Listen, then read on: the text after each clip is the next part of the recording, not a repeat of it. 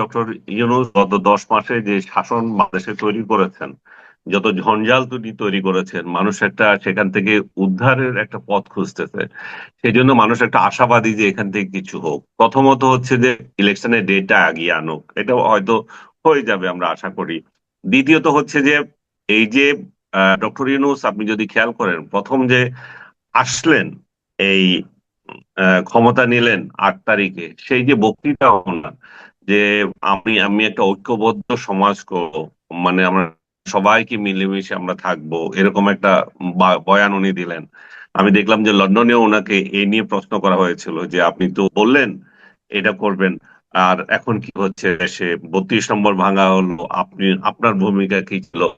এটা একদম রাইটলি তাকে এই প্রশ্নটা করা হয়েছিল। এবং আপনি যদি আমাকেও খেয়াল করে দেখবেন, খেয়াল করে থাকেন, দেখবেন প্রথম দিন থেকে আমি বলে আসতেছি, ডক্টর ইউনূস এসছে আমাদের এই সমাজটাকে টুকরা টুকরা করে দিতে। উনি যত কিছু কর্মকাণ্ড করছেন সবগুলো আমাদের সমাজকে বিভক্ত করে দিচ্ছেন। আমাদের আগে যেটুকু বিভক্ত ছিল শেখ হাসিনার আমলে, খালেদা জিয়ার আমলে, এখন ঘরে ঘরে বিভক্তি, এবং এই বিভক্তির জনক হচ্ছেন উনি। এবং তার খেসারত এই জাতিকে দিতে হবে এবং তাকেও দিতে হবে। এবং এই বিভক্তিটা আমরা আশা করেছিলাম যে উনি যেহেতু শান্তির দূত, উনি এসছেন, উনি নেলসন ম্যান্ডেলার মতো একজন ব্যক্তি হতে পারতেন আমাদের এখানে, যে সাদা কালো যে দীর্ঘদিনের যুদ্ধ সেটাকে শেষ করে একটা ঐক্যবদ্ধ সমাজ তৈরি করে দিয়েছে। সেই জায়গায় ডক্টর ইউনূস আমাদের তাই করতে পারতেন। আমাদের এখানে মুক্তিযোদ্ধা কে, মুক্তিযোদ্ধা না কে, রাজাকার, এটা নিয়ে চলছে। হিন্দু না মুসলিম, এটা নিয়ে চলছে। আমাদের এখানে ইসলামিস্ট যারা আছে তাদের যে একটা স্পেস থাকা দরকার, সেটা ছিল না এর আগে। তাদেরকে একটা স্পেস দেওয়া দরকার। এখন সবকিছু মিলে আমরা দেখতেছি যে তিনি যে ঐক্যবদ্ধ, জাতিকে ঐক্যবদ্ধ করতে চেয়েছেন বা বলছেন, সেগুলো ছিল কথার কথা। উনি আসলে এখানে একটা জঙ্গিদের ঐক্যবদ্ধ করেছেন, একটা জঙ্গি শাসন কিভাবে আহ মানে দিন দিন বাড়তে পারে সেই ঐক্যবদ্ধ করেছেন, এবং সেই সমাজ উনি এখানে তৈরি করেছেন। এখানে একজন আরেকজনকে সহ্য করতে পারছে না। এবং এই আফগান স্টাইল রাষ্ট্র মনে হচ্ছে বাংলাদেশে শুরু হয়ে যাবে। আপনি এর মধ্যে কি খেয়াল করেছে দেখছেন যে সিলেটে পর্যটকদেরকে কিভাবে মানে নসিহত করতেছে। আরেক জায়গায় সিনেমা একটা চলবে, সিনেমা চলতে পারবে না।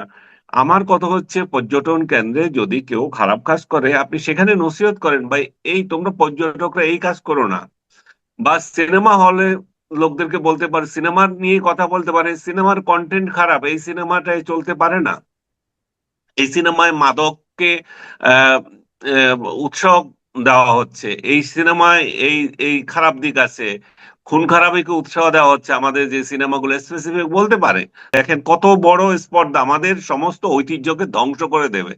আফগানিস্তানে এই যে জঙ্গিরা এসেছিল, তারা যেমন তাদের ইতিহাস এবং ঐতিহ্য সবকিছু, বৌদ্ধ ধর্মের কত হাজার বছরের যে স্মৃতি ছিল, সবগুলোকে ধ্বংস করে দিয়েছিল।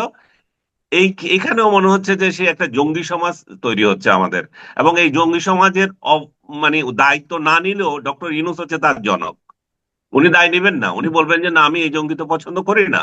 কিন্তু আপনি করেন না, কিন্তু আপনার শাসনে হচ্ছে, আপনি এর জনক। এবং এই জঙ্গি শাসন উনি আমাদেরকে উপহার দিচ্ছেন। তো এই যে একটা রাজনৈতিক মানে ডামাডোল ইয়ের মধ্যে আমরা আছি, দেশের মধ্যে এটা মানে সমস্যার মধ্যে আছি, এই সমস্যা থেকে সবাই উত্তরণ চায়। উত্তরণ হচ্ছে ডক্টর ইউনূস সুন্দরভাবে একটা ইলেকশন দিয়ে বিদায় নেওয়া, শান্তিপূর্ণ একটা ইলেকশন যাতে আমাদের এখানে করা। এখন শান্তিপূর্ণ ইলেকশন কিভাবে হবে? কারণ তিনি নিজে তো অশান্তি করে রেখেছেন। তিনি একটা বৃহত্তর রাজনৈতিক দলকে বাইরে রেখেছেন। বাইরে রাখা মানে দেশে বিদেশে আমাদেরকে আহ, এইটুকু প্রমাণ দেওয়া যে 2014 সালে, 2018 সালে, 2024 সালে যে একতরফা নির্বাচন হয়েছিল, সেরকম আরেকটা নির্বাচন হবে। এখন কিছু টোকাই আমাদেরকে প্রশ্ন করে, আপনারা কি সেই সময় এই সমস্ত ইলেকশন নিয়ে বলেছিলাম? 17 বছর কোথায় ছিলেন? তোদেরকে বলি, এই টোকাইরা আমরা এগুলার বিরুদ্ধেই বলেছিলাম। তোরা টোকাইরা গর্তে লুকিয়েছিলি, তোরা সেই জন্য দেখিস না আমরা তখন কি বলেছিলাম, কি করেছিলাম। যাক, এই টোকাইদের যন্ত্রণা থেকে দেশ রক্ষা পাওয়ার জন্য, মানুষ যাতে রক্ষা পায়, আমরাও একটা পরিত্রাণ যাতে পেতে পারি, সেই জন্য এই বৈঠক, এই ইলেকশন খুবই গুরুত্বপূর্ণ। এবং এই বৈঠকে অবশ্যই ইলেকশনের ডেট নিয়ে কথা হবে, সংস্কার নিয়ে কথা হবে।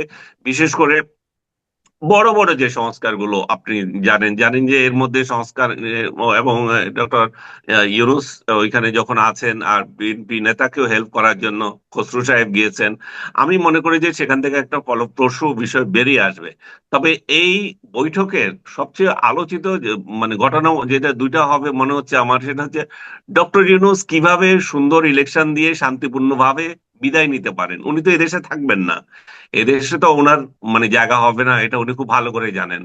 তো উনি যখন চলে যাবেন, ওনার প্রতিষ্ঠানগুলো যেগুলো উনি এখন ক্ষমতায় এসে বানিয়েছেন, এত কোটি টাকার কর মাফুক, এই যে দারিদ্র তহবিল থেকে 700 কোটি টাকা নিজের ফান্ডে নিয়ে যাওয়া, তারপরে জেল মুক্তি, যা যা করেছেন, এই যে আদম ব্যবসা, মানে দুনিয়াতে এরকম কোন রাষ্ট্রপ্রধান আমি সরকার প্রধান আমি দেখি নাই ক্ষমতায় এসে তার লোভের মাত্রা এত লিপসা এই পর্যায়ে যেতে পারে।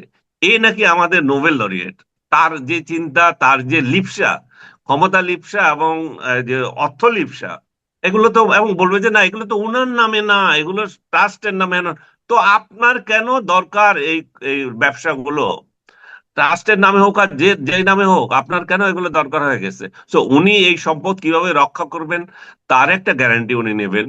উনি কিভাবে বাঁচবেন তার একটা গ্যারান্টি নেবেন, যেটা 111-এর সময় মঈনুদ্দিন ফখরুদ্দিন নিয়েছিল শেখ হাসিনার গভর্নমেন্ট থেকে। তো এইখানে বিএনপি গভর্নমেন্ট থেকে তারা সেরকম একটা প্রতিশ্রুতি নিয়ে যাবে। আর যেটা আমি দুইটা সেকেন্ড যে ইস্যুটা বলতেছি সেটা হচ্ছে, ডক্টর ইউনূসের সরকার গত 10 মাস তার গোয়েন্দা রিপোর্ট গুলোতে প্রত্যেকটা রিপোর্টে ডক্টর এই উল্লেখ করেছে তারেক রহমান বাংলাদেশে আসলে তার জীবন হানি হবে। একটা তাদের একটা দিয়া দেওয়া ছিল, এটা মানে অব্যাহত ছিল। আপনি দেখবেন ডক্টর ইউনূসের সাথে তার বৈঠক হচ্ছে, এখন সে গোয়েন্দা রিপোর্ট উঠে যাবে।